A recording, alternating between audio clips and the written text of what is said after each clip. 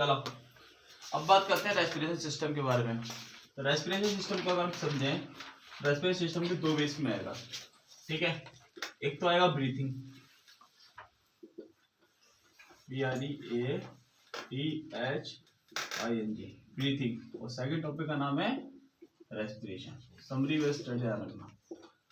Breathing का मतलब क्या होता है? ब्रीथिंग का मतलब होता है O2 को टेक करना और CO2 क्या करना, रिमूव करना। मतलब एक तरीके की फिजिकल प्रोसेस है।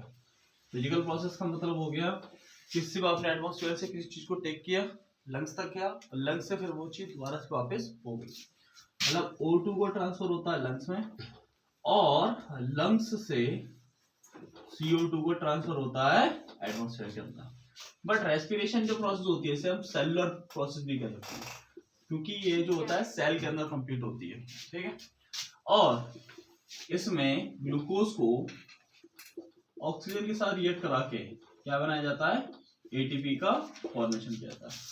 मैं यहाँ पर ये कह सकता हूँ कि ब्रीथिंग में नो एटीपी प्रोड्यूस, कोई भी एटीपी प्रोड्यूस नहीं होते, जबकि रेस्पिरेशन प्रोसेस के अंदर आपको एटीपी देखने को मिलते हैं।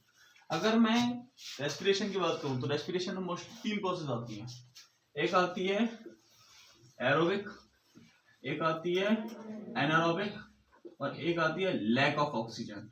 Lack of oxygen. अब ये लैक ऑफ ऑक्सीजन का या फिर एरोबिक का या एनारोबिक से क्वेश्चन क्या है, इससे पक्का था ध्यान रखना, ग्राफ वाला क्वेश्चन आता है। एक ग्लूकोज देता है, एक को लिखता है प्रेजेंस ऑफ ऑक्सीजन, एक को लिखता है एब्सेंस ऑफ ऑक्सीजन, और एक को लिखता है लैक ऑफ ऑक्सीजन। अब उसका बताओ इन तीनों के कंपोनेंट क्या क्या बनेंगे, आपको बुक के अंदर मेंशन किया हुआ, चेक कर लेना। वो रेस्पिरेशन सिस्टम ओपन करो तो मिल जाएगा।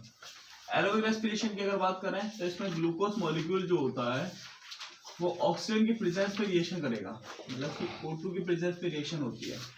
तो O2 के आगे ये रहा, वो रहा दो साइड वाला, ठीक है ना। O2 की प्रेजेंस में रिएक्शन होती है और इसमें क्या बनता है, CO2 बनता है, और क्या बनता है, H2 बनता है। साथ में 38 ATP मॉलिक्यूल का क्या होता है, प्रोडक्शन होता है, मतलब 38 ATP मॉलिक्यूल होते हैं।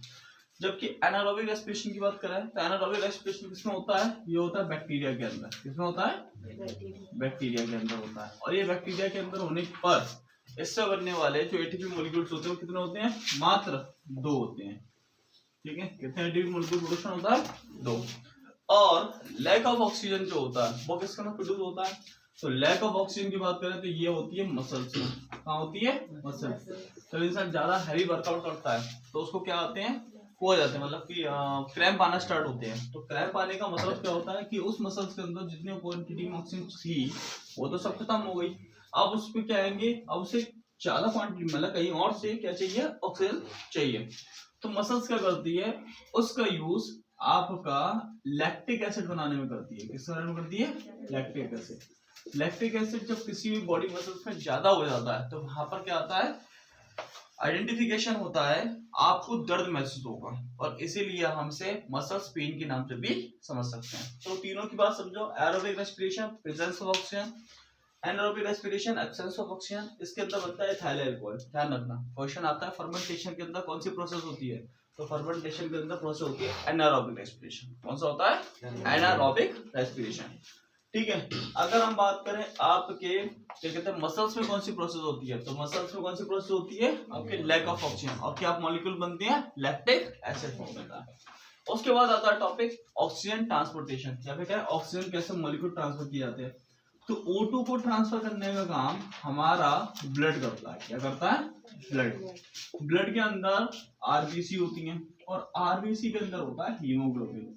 ये जो हीमोग्लोबिन होता है ये ऑक्सीजन के साथ बाइंड होकर ऑक्सी हीमोग्लोबिन कंपाउंड बनाता है, जिसकी वजह से ये ऑक्सी हीमोग्लोबिन कंपाउंड आसानी से एक जगह से दूसरी जगह, मतलब एक लंग से सेल्स तक ट्रांसफर हो पाता है। और जो आपका हीमोग्लोबिन मॉलिक्यूल होता है यही CO2 को भी ट्रांसफर करने का काम करता है, क्योंकि हीमोग्लोबिन मॉलिक्यूल कार्बन डाइऑक्साइड के साथ रिएक्शन करके कार्बोक्सी हीमोग्लोबिन बनाता है, और वहां से सेल से किसमें, लंग्स में ट्रांसफर करता है। एनी डाउट, चलो अब आता है आपका exchange of gases, EXCHANGE, exchange of gas. तो एक्सचेंज ऑफ गैसेस की बात करी जाए तो exchange of gases dependent on the pressure gradient, मतलब जब प्रेशर का डिफरेंस होगा। अब यहाँ पे ध्यान देने वाली बात यह है कि लंग्स की अगर बात करें तो लंग्स में O2 की क्वांटिटी कैसी होती है, ज्यादा, और CO2 की क्वांटिटी क्या होती है, कम। सेम दैट अगर हम बात करें जो इस क्या कहते हैं हीमोग्लोबिन क्या कहते हैं कार्बन डाइऑक्साइड को लेके आएगी, तो उसके अंदर अगर हम बात करें तो वहां पर होती है एक रीनल आर्टरी। रीनल आर्टरी के अंदर कार्बन डाइऑक्साइड की क्वांटिटी कैसी होती है, ज्यादा, और O2 की क्वांटिटी क्या होती है, कम।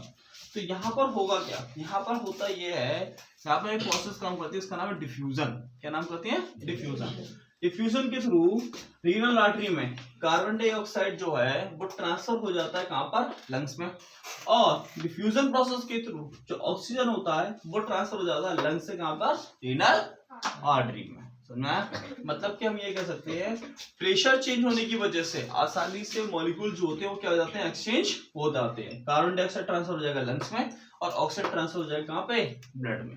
कोई डाउट, समझ में आ गया। इस टॉपिक को कहते हैं एक्सचेंज ऑफ गैसेस। पॉज कर दो।